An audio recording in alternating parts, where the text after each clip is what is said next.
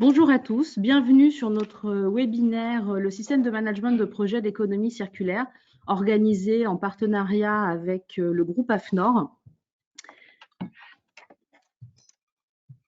Donc aujourd'hui, vous allez avoir droit à une présentation donc à la fois de l'agence Auvergne-Alpes Entreprises, donc Émilie Dumas, moi-même, pour vous présenter un petit peu le rôle de notre agence. Émilie Parnière va ensuite prendre le relais du groupe AFNOR pour vous présenter la norme économie circulaire. Et nous aurons aussi le témoignage de Amélie Fezzoli du groupe Polyeco qui permettra d'illustrer concrètement la mise en œuvre de cette norme au sein d'une entreprise. Petit rappel des règles, donc vos micros sont automatiquement coupés. Si vous avez des questions, n'hésitez pas à les poser tout au long de la présentation via le chat. Voilà, c'est le bandeau, ça se trouve dans le bandeau à droite de votre écran. Nous prendrons des questions à la fin de la présentation et éventuellement quelques-unes en cours de route. Si vraiment les questions sont beaucoup trop importantes, elles seront traitées dans un second temps dans une foire aux questions que nous enverrons avec la présentation à l'issue de ce webinaire. Le webinaire sera aussi disponible en replay sur notre site internet et vous recevrez le lien avec la présentation et la foire aux questions. Quelques mots très rapidement en introduction sur l'agence Auvergne-Alpes Entreprises. Donc, nous sommes une agence de développement économique. Nous sommes localisés sur l'ensemble du territoire régional avec 11 antennes réparties sur l'ensemble des départements. Nous avons une offre de services qui s'articule autour de 5 enjeux clés.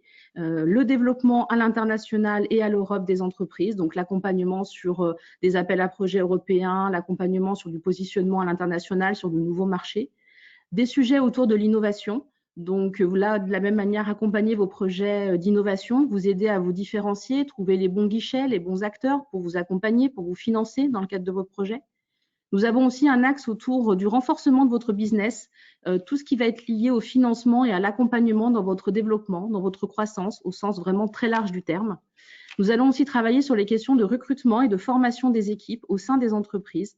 L'idée, c'est vraiment de rapprocher le besoin des industriels et l'offre, donc à savoir les chercheurs d'emploi derrière. Donc, nous travaillons en partenariat avec toutes les structures type Pôle emploi, APEC, sur cet axe-là. Et enfin, nous avons un 5e enjeu sur l'implantation d'entreprises, donc permettre l'implantation hors Auvergne-Rhône-Alpes d'entreprises exogènes au territoire, qui sont présentes dans d'autres régions, voire dans d'autres pays.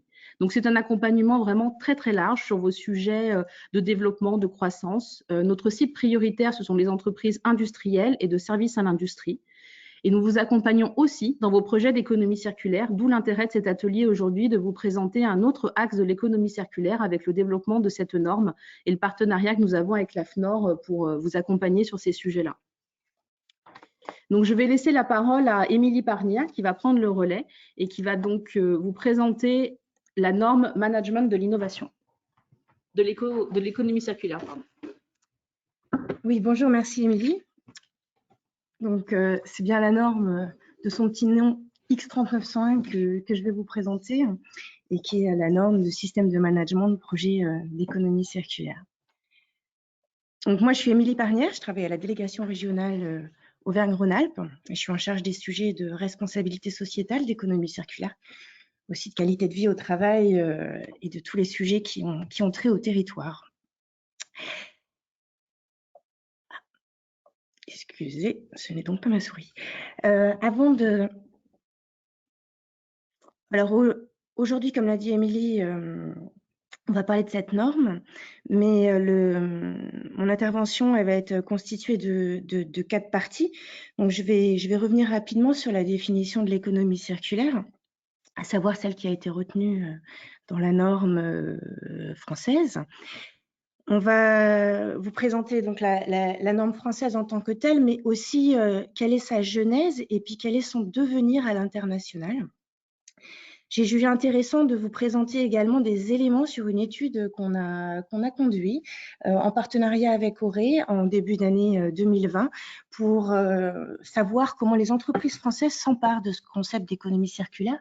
Ça vous permettra certainement de voir où vous en êtes, vous, par rapport aussi à ces entreprises. Et puis donc, on a la chance d'avoir Amélie Fezzoli avec nous, donc responsable QHSE du groupe Polyeco et qui nous illustrera concrètement comment cette norme peut être utilisée en entreprise.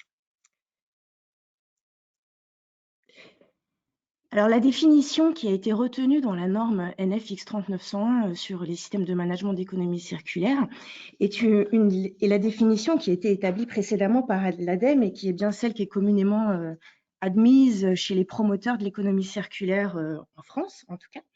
Donc, l'économie circulaire, c'est une terminologie qui s'oppose à l'économie linéaire, produire, consommer, jeter. Donc, ça, c'est pas quelque chose de nouveau, hein. L'idée étant de s'inspirer du fonctionnement en boucle des systèmes naturels pour conserver le plus longtemps possible les ressources dans la production. Donc, la norme, elle décrit l'économie circulaire comme un système économique d'échange et de production qui, à tous les stades du cycle de vie des produits, vise à augmenter l'efficacité de l'utilisation des ressources, à diminuer l'impact sur l'environnement, tout en développant le bien-être des individus. Voilà, donc il y a bien des enjeux sociaux et sociétaux qui ont été retenus dans la définition de cette norme, et c'est bien cette vision que nous souhaitons aussi promouvoir à l'international. Il y a aussi 7 domaines d'action qui viennent préciser cette définition de l'économie circulaire. Donc, ces 7 domaines d'action, je vais les citer rapidement. C'est l'approvisionnement durable, l'éco-conception, la symbiose industrielle.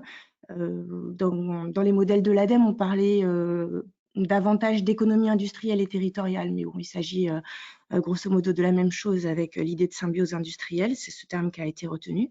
L'économie de la fonctionnalité, la consommation durable, l'allongement de la durée d'usage, la gestion efficace des matières ou produits en fin de vie. Donc, on voit au travers ces 7 domaines d'action que ce modèle d'économie circulaire, il va interroger le fonctionnement des filières, hein, des entreprises, des infrastructures, le comportement des consommateurs et puis des pouvoirs publics, hein. Donc, il s'agit bien d'un système d'échange et de production, même si la norme que je vais vous présenter s'adresse peut-être davantage aux organisations telles que des entreprises. Alors, cette norme, avant de rentrer vraiment dans le contenu, je vais vous donner quelques éléments concernant le contexte de sa création. Et avant tout même, je vais revenir, s'il en était utile, sur ce qu'est une norme. C'est important de l'avoir en tête. Donc là, je vous parle de normes volontaires, hein. En aucun cas, il s'agit de normes réglementaires. Les normes, c'est bien des documents qui sont co-construits par les acteurs du marché. C'est les acteurs du marché qui proposent de la création d'une norme, qui l'élaborent par consensus, qui la valident et l'appliquent. C'est pour ça qu'elles sont volontaires, ils choisissent de le faire. Donc, on peut avoir des normes de définition, des prescriptions techniques et des normes de système de management. Donc là, aujourd'hui, on va parler de normes de système de management. Ah, cette slide n'est pas très jolie, vous nous pardonnerez. Ce qui est important, c'est de savoir qu'en 2018, au sein de la commission environnement de l'AFNOR, a été décidé de travailler la thématique de l'économie circulaire. Ça n'avait pas été le cas jusque-là. Et une cinquantaine d'acteurs se sont penchés sur cette thématique et ça a donné lieu. C'est bon ? Excusez-moi. Et ça a donné lieu à l'édition de cette norme en 2018.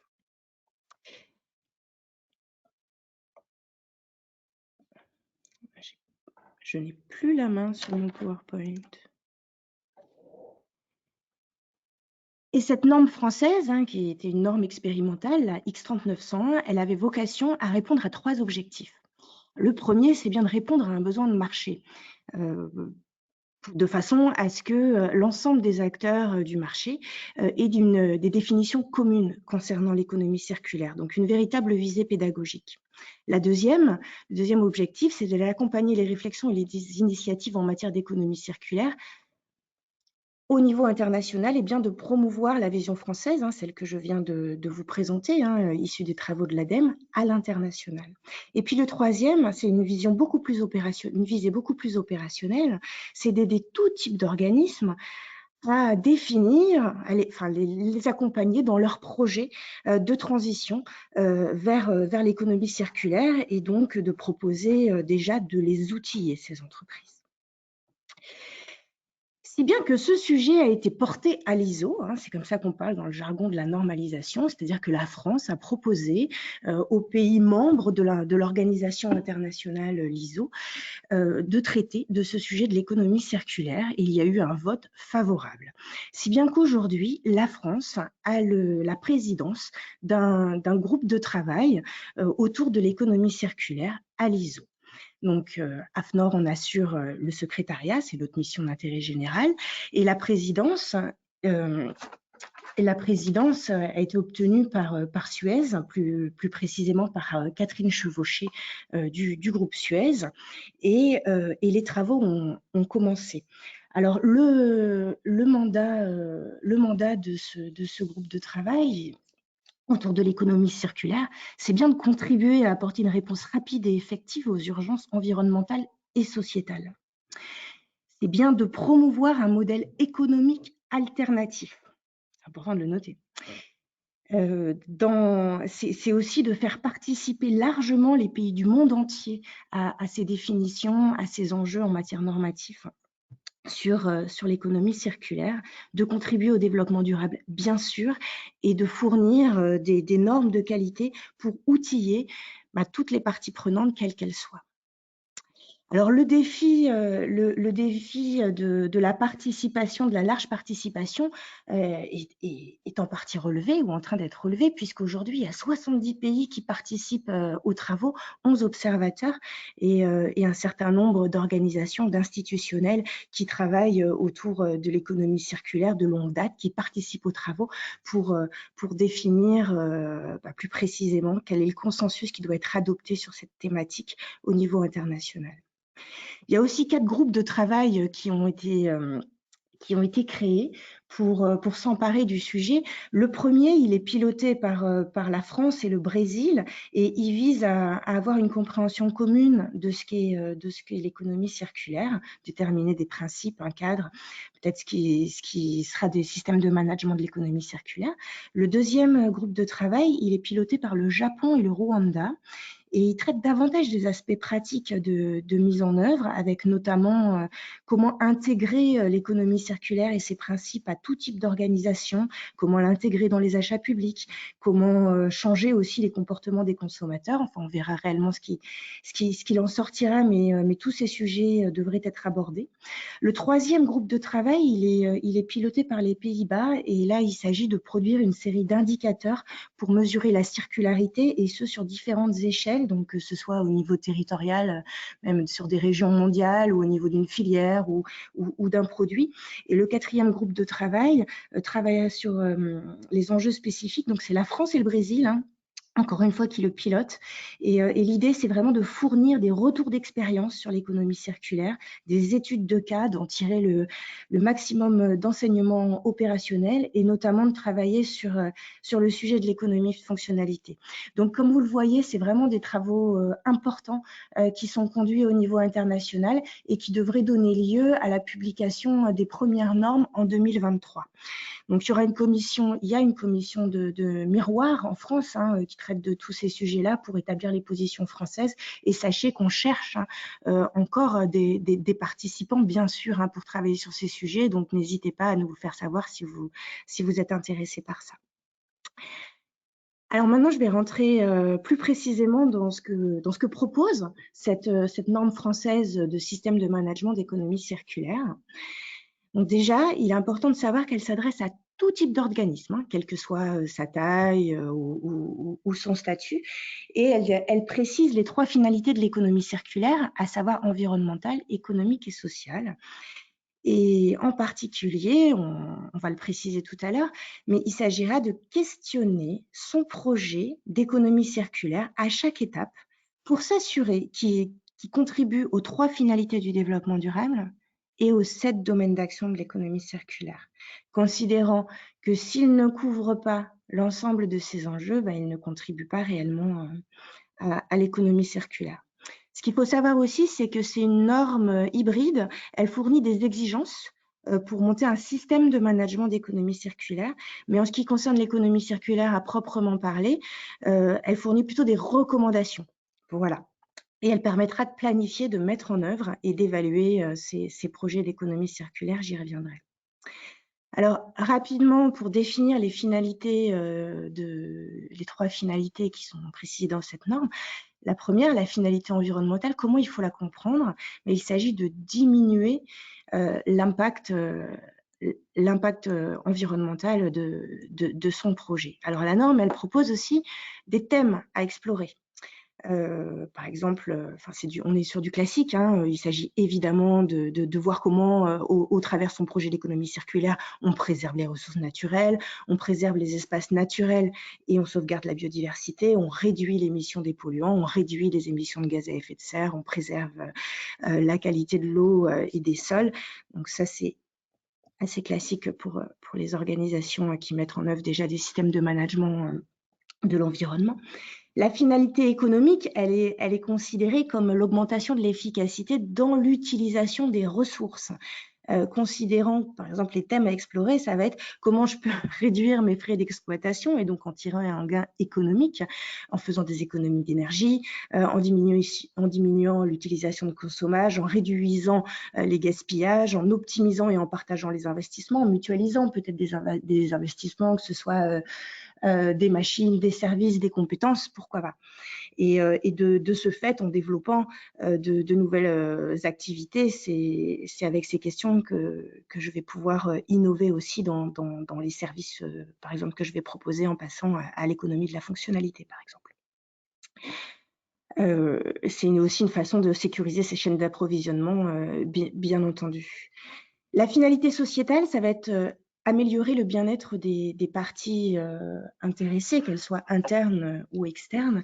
Et pour cela, par exemple, on peut envie voir comment créer des partenariats, des emplois sur le territoire, améliorer les conditions de travail, notamment en préservant la santé des personnes, qui sont celles qui sont mobilisées dans la production, mais aussi celles qui en seront les bénéficiaires ou les utilisateurs.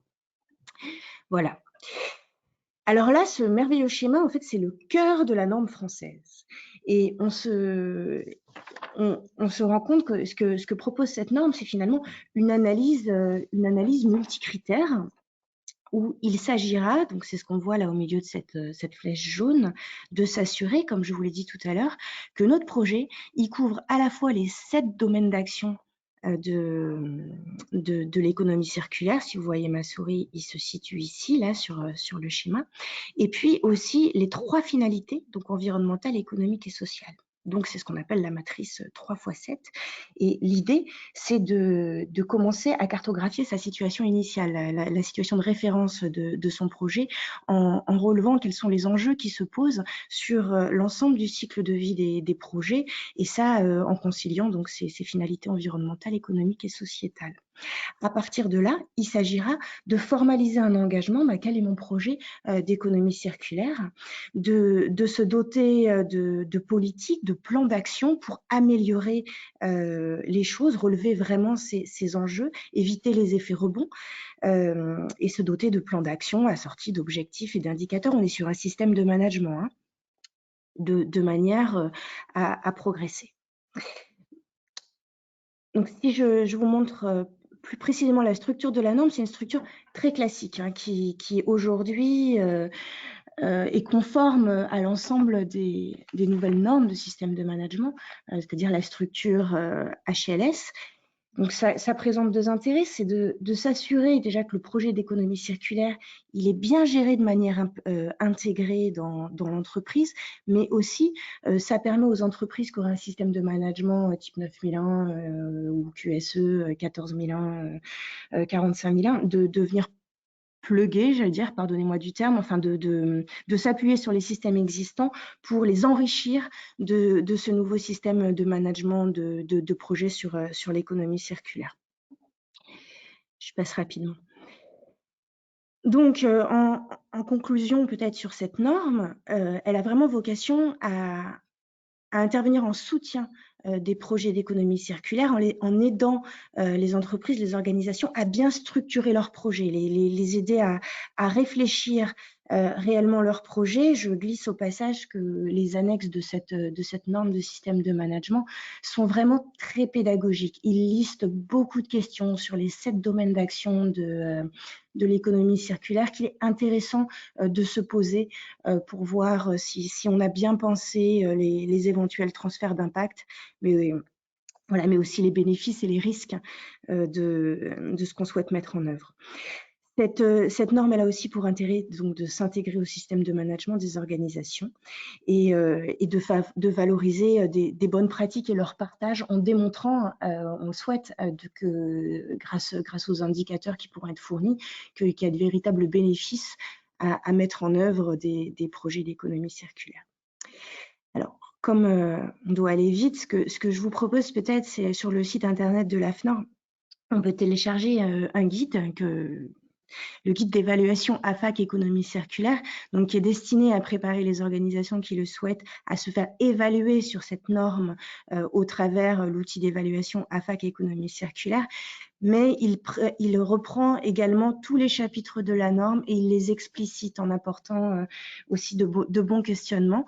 Donc, ça peut être vraiment un support complémentaire à cette présentation. Et voilà, et Amélie nous en dira quelques mots tout à l'heure, puisque Polyeco est la 3e entreprise de France, disons-le, à s'être fait évaluer sur la base de ce modèle, ayant obtenu le niveau confirmé à cette évaluation AFAC économie circulaire. Avant de lui passer la parole, très rapidement, je reviens sur les conclusions d'une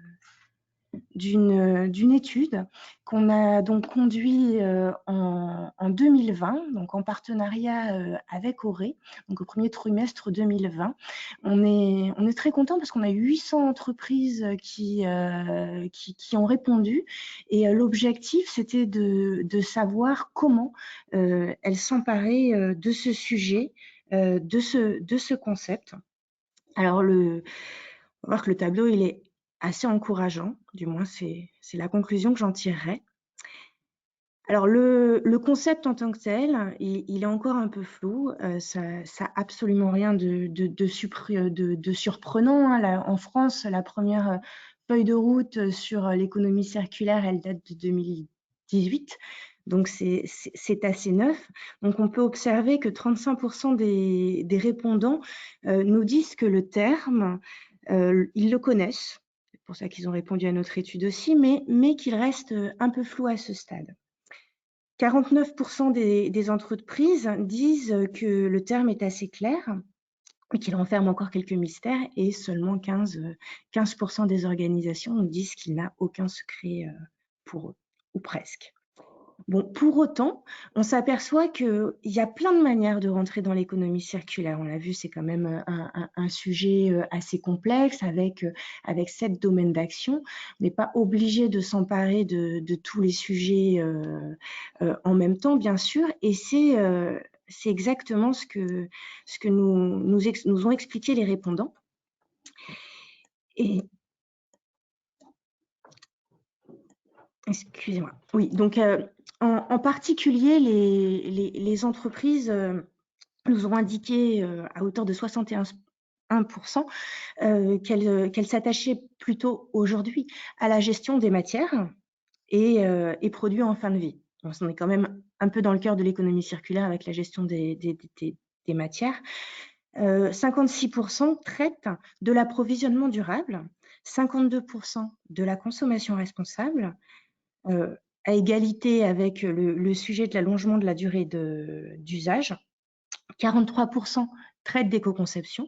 Bon, après, c'est aussi la manière dont chacun va appréhender les termes, parce qu'il est tout à fait envisageable que dans leur manière de gérer les matières ou en travaillant sur l'approvisionnement durable, elles fassent de l'éco-conception ou en partie sans forcément utiliser ce terme-là. Tous ces thèmes méritant encore d'être éclairés. 38% d'entre elles travaillent sur l'écologie industrielle et territoriale et 33% sur l'économie de la fonctionnalité aujourd'hui. Voilà.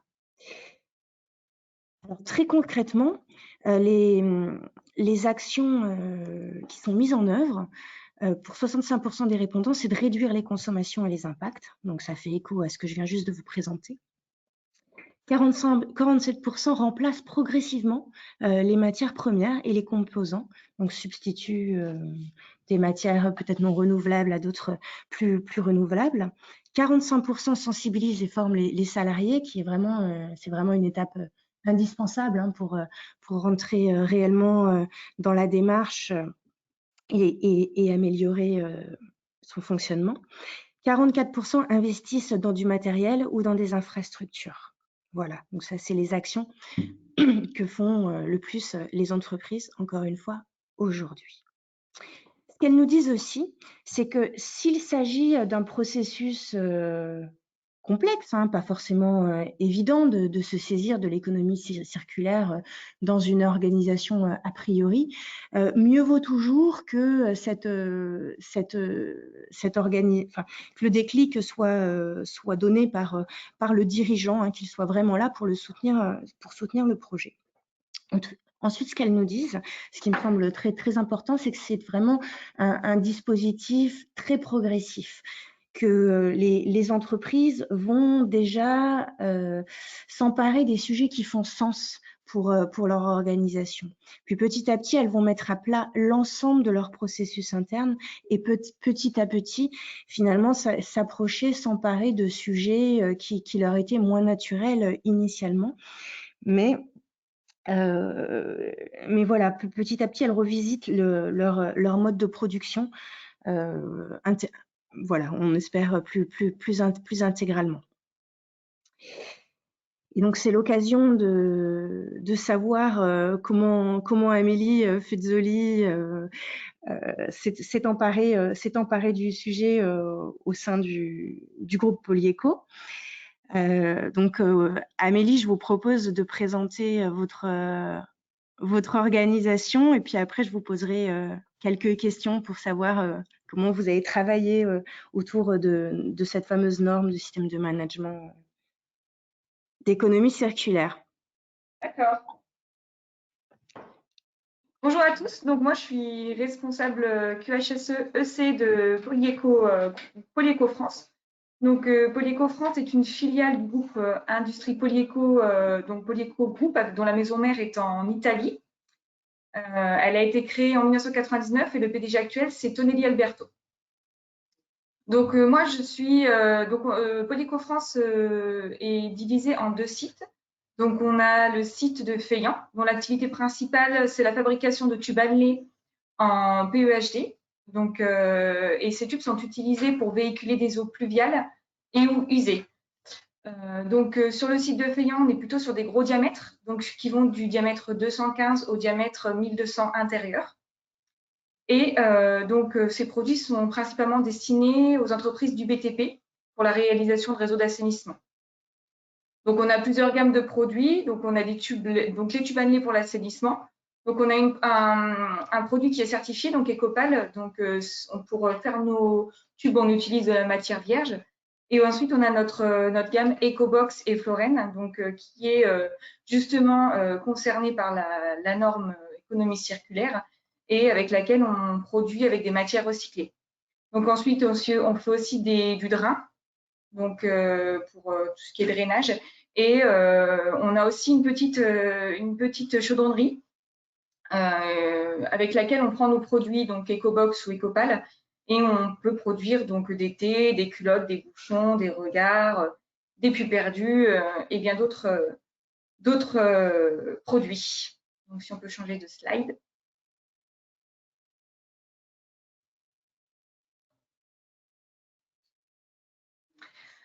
On a donc un deuxième site qui est situé à Bellegarde. Donc, l'activité de ce site, c'est la fabrication de tubes annelés en PE ou en PP. Et c'est destiné à la protection des installations, donc des câbles électriques moyenne et basse tension, les câbles de communication pour le secteur du bâtiment et les travaux publics. Donc, on a plusieurs gammes de produits. Donc, pour les conduits électriques, on a tout ce qui est ICTA, ICTL. On a des fourreaux de protection, donc c'est notre gamme Novotube. Et divers fourreaux double paroi pour applications spécifiques telles que le Novopex ou le Polyère.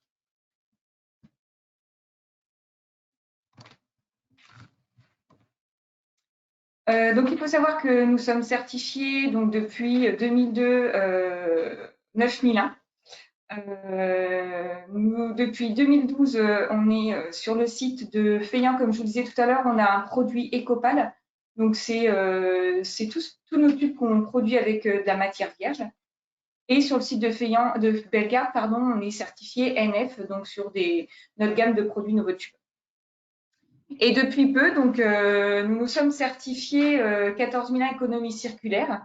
Donc, au départ, nous voulions simplement faire de l'économie circulaire, mais en fait, on s'est rendu compte que c'était beaucoup plus logique d'être certifié 14 001 et économie circulaire en même temps pour le projet que nous avions. Et aussi, nous avons aussi obtenu le label MOR en 2019 et puis on l'a aussi obtenu en 2020. Mais, merci, merci Amélie. Donc, si on s'intéresse plus précisément du coup à votre projet d'économie circulaire, lequel est-il et en quoi il est innovant pour votre filière? Donc, donc au départ, on a tout d'abord commencé par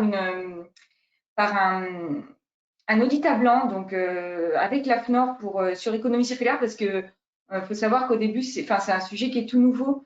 Donc, on voulait quand même savoir où on en était, sachant qu'on produit des tubes en matière recyclée depuis 20 ans.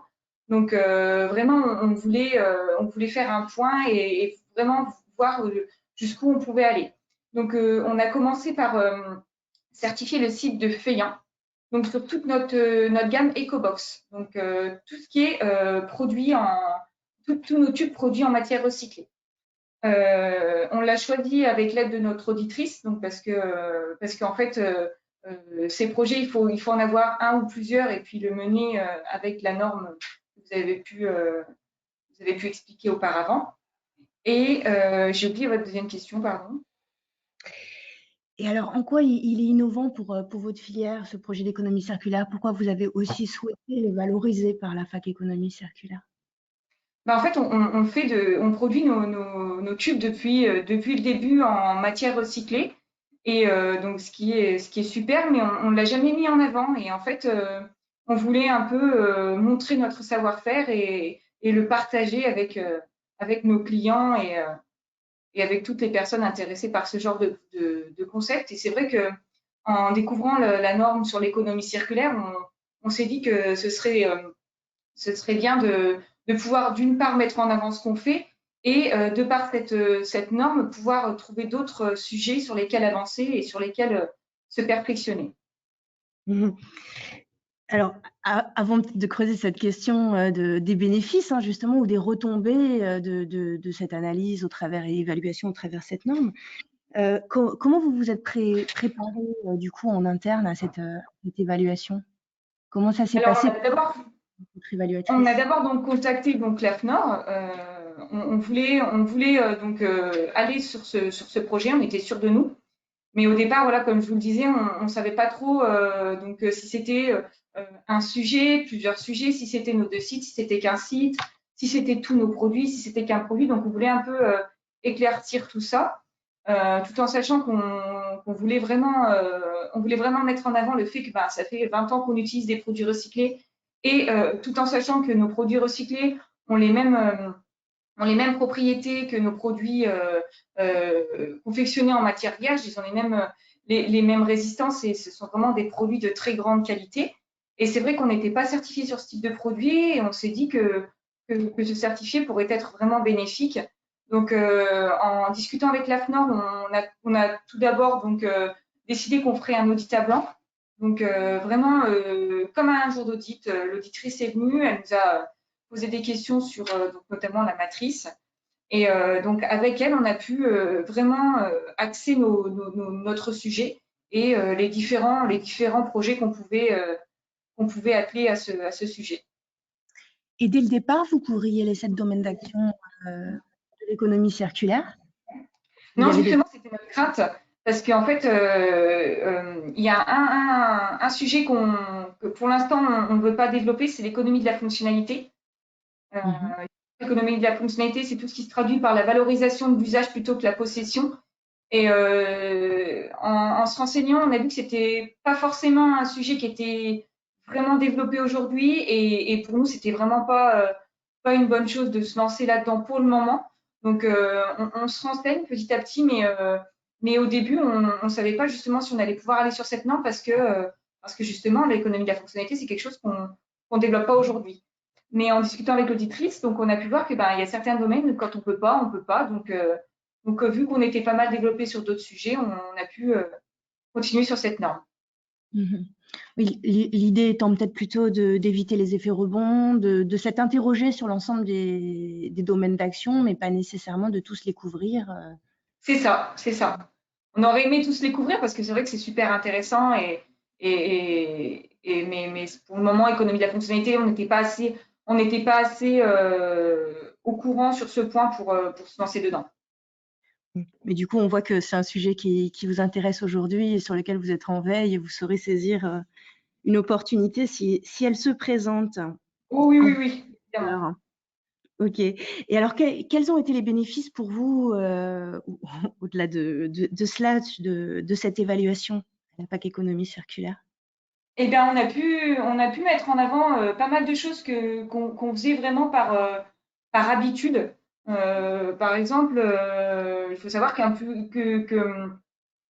dépense un chiffre d'affaires assez énorme sur des entreprises qui sont à proximité. On pourrait même quasiment mettre en avant le Made in 1 parce que vraiment, on utilise des produits recyclés et en plus des produits qui viennent de vraiment pas très loin de chez nous. Et cette audit a pu nous permettre de mettre en avant en fait, cet aspect de voir que, ben, par exemple, pour faire nos palettes, des choses qui sont toutes bêtes, mais qui sont super importantes. On utilise du bois, mais on utilise du bois qui vient de vraiment pas loin et c'est du bois qui est recyclé. Enfin, c'est vraiment, c'est tout ce cheminement qu'on a pu mettre en avant en pratiquant cette audit parce que, en fait, au départ, on pensait matière recyclée, mais il y a pas que ça, il y a aussi tout l'à côté et tout, par exemple, pour les machines, pour tout ce qui est palettisation, pour tout ce qui est aussi attrait au tube. Vraiment, on a pu donc conforter certains sujets sur lesquels on était avancé et pouvoir aussi ben, se poser des questions sur l'avenir et même, pourquoi pas, essayer de, de, de convaincre nos fournisseurs d'aller dans la même longueur d'onde que nous. Quoi. D'accord. Donc vous êtes finalement, ça vous a révélé à vous-même votre ancrage territorial C'est et ça. C'est ça, et ça nous a donné encore plus envie d'avancer sur le sujet. d'accord, et d'influencer vos fournisseurs, votre chaîne de valeur. Formidable. Et en interne, comment ça a été vécu cette évaluation justement? Est-ce que ça a procuré, je sais pas, un sentiment de fierté aussi de vos Ouais, salariés? ça a vraiment fédéré un sentiment de fierté. J'ai pu, enfin, au départ, on en a discuté un peu avec la direction, on avait vraiment cette envie d'aller de l'avant et on a vu qu'en discutant avec nos employés, ils étaient tous motivés, ils étaient tous prêts à mettre en avant notre savoir-faire et montrer que ben ouais, on pense à notre environnement, on pense à l'avenir et vraiment, ce genre de sujet, ça permet vraiment de souder et d'être d'être d'accord sur les mêmes sujets. Par exemple, quelque chose qu'on fait tous les lundis, c'est des petites réunions qu'on fait avec la production avant d'entrer en production pour la semaine.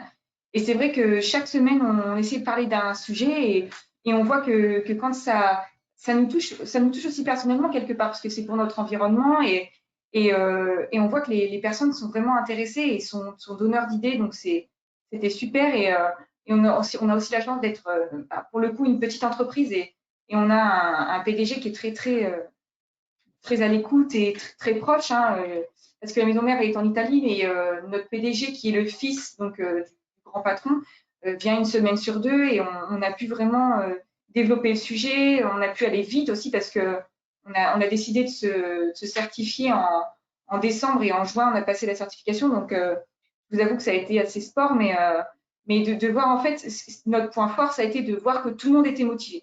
Et que tout le monde soit motivé, ça nous a permis d'aller très vite et d'être vraiment intéressé par tout point. Et vis-à-vis des parties prenantes externes, donc sur votre chaîne de valeur, comment ça a été perçu si vous avez communiqué dessus, cette, Ça a été, bah, ça les intéresse très, très, très fortement.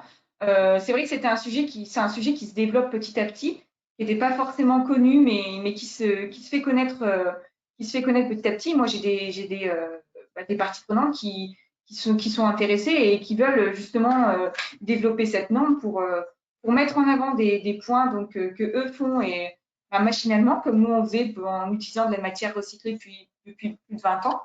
Mais ils veulent aussi essayer de se développer pour mettre en action des développements sur cette économie circulaire qui leur semble très, très, très pertinent et très important.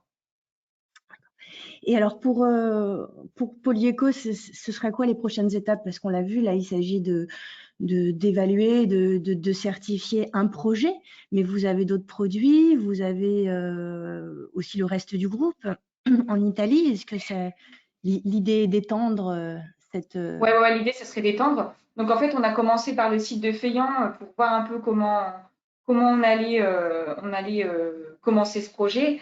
Et c'est vrai qu'on aimerait l'étendre sur notre deuxième site. Et pourquoi pas au niveau du groupe. C'est vrai que moi, je suis assez proche de mon homonyme en Italie et c'est un sujet qui m'intéresse.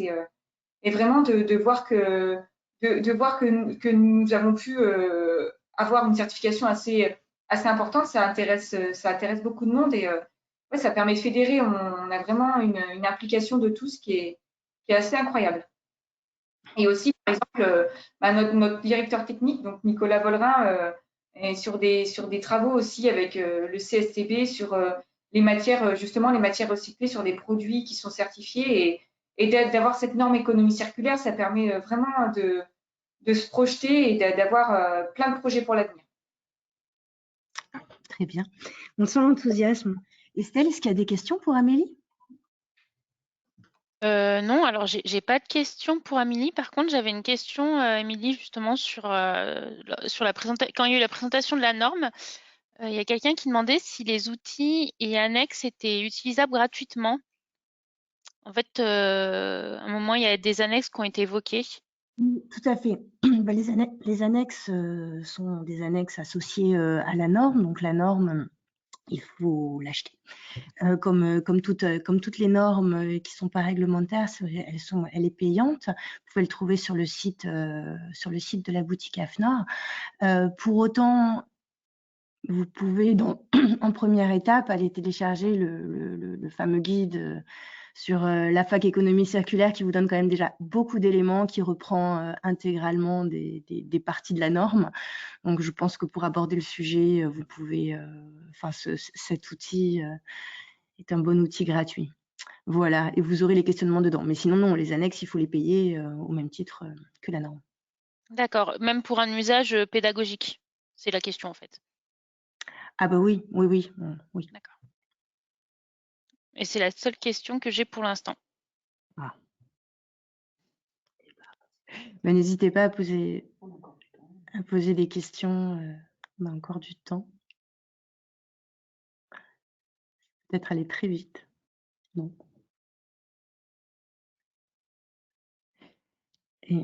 En tout cas, Amélie, merci beaucoup pour cette présentation et pour votre enthousiasme. Je pense que ça aura donné envie à d'autres d'essayer ce modèle, ou en tout cas de s'intéresser plus précisément à leur reproduction sous le prisme de l'économie circulaire. Peut-être s'apercevoir. Merci à vous. Du coup, j'ai des questions entre-temps, si je peux les poser. Alors, j'ai une personne qui demande quel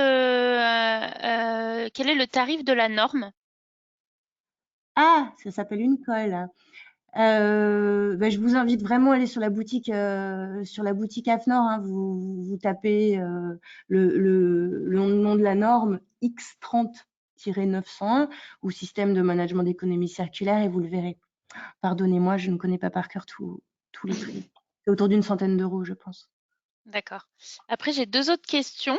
En fait, c'est une personne qui demande est-ce qu'il y a un surcoût à utiliser des matières recyclées Et comment, en fait, on peut valoriser ça auprès des clients?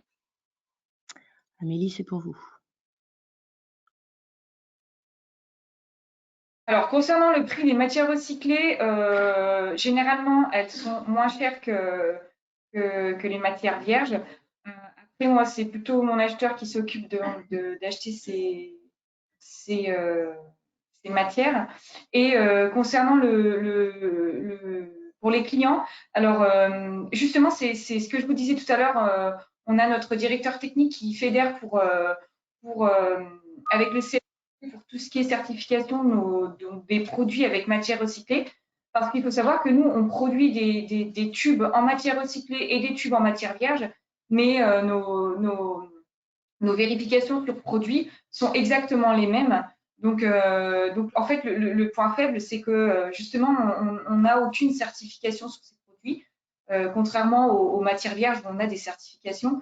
C'est ce pourquoi notre directeur technique cherche à trouver des solutions. Et justement, donc, le fait d'être certifié économie circulaire, ça met vraiment en avant toute cette utilisation de matières recyclées et tous les à côté qui peuvent mettre en avant l'utilisation de produits avec des matières recyclées.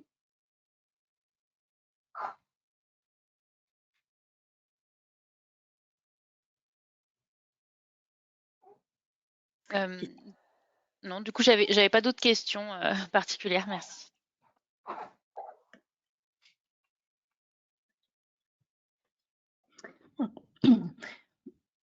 Enfin, donc, Émilie, je me tiens à votre disposition, hein, si des questions vous viennent un petit peu plus tard, n'hésitez pas à prendre contact avec moi.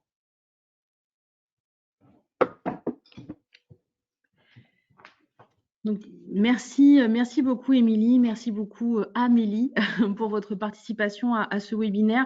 L'idée, c'était surtout de vous apporter une première couche, un premier niveau assez macro sur la norme économie circulaire pour peut-être vous amener à initier un petit peu une réflexion, bénéficier du retour d'expérience très concret et très passionnant de Polyeco autour du sujet. Donc, nous tenons vraiment à votre disposition, donc que ce soit moi-même du côté de Auvergne-Rhône-Alpes Entreprises pour tous vos projets liés à l'économie circulaire au sein de l'agence. Donc, nous pouvons vous accompagner sur identifier le bon guichet de financement, le bon acteur pour vous accompagner quel que soit le pilier dont on parlait tout à l'heure, sur lequel vous souhaitez être accompagné. L'autre Émilie Parnière de l'AFNOR se tient à votre disposition si vous souhaitez, comme Polyeco, vous lancer dans cette norme, peut-être réfléchir à des questions de périmètre comme ils ont pu le faire au départ, et puis après derrière lancer la démarche pour vous faire évaluer selon la fac. Et puis si dans un second temps vous avez aussi des questions pour Amélie de Polyeco, n'hésitez pas aussi à la contacter par rapport à l'entreprise ou peut-être par rapport à ce projet d'économie circulaire. Donc, nous sommes très en avance sur le timing, mais voilà, l'idée, c'était surtout de vous faire passer un premier message et peut-être que nous organiserons par la suite quelque chose d'un peu plus poussé et technique. Si vous en ressentez le besoin, vous avez un questionnaire qui va apparaître à l'issue du webinaire, où vous pourrez indiquer si vous souhaitez être contacté et puis surtout si vous avez des remarques, des suggestions. Donc, n'hésitez pas. Voilà, et puis c'est aussi très important, et Émilie me souffle si vous êtes aussi intéressé pour participer à la commission de normalisation, n'hésitez pas à poursuivre les travaux, à vous manifester auprès de l'AFNOR parce qu'il y a besoin d'entreprises françaises, il y a besoin d'une mobilisation. Donc si c'est vraiment un sujet qui vous intéresse, n'hésitez pas à vous rapprocher d'Émilie là-dessus. Donc, je vous souhaite une bonne fin de journée à tous. Comme indiqué tout à l'heure, la présentation ainsi que le replay seront disponibles dans les prochains jours. Nous referons un point sur les quelques questions et puis si d'autres vous parviennent par la suite, n'hésitez pas à nous les communiquer. Je vous souhaite une belle fin de journée. Au revoir.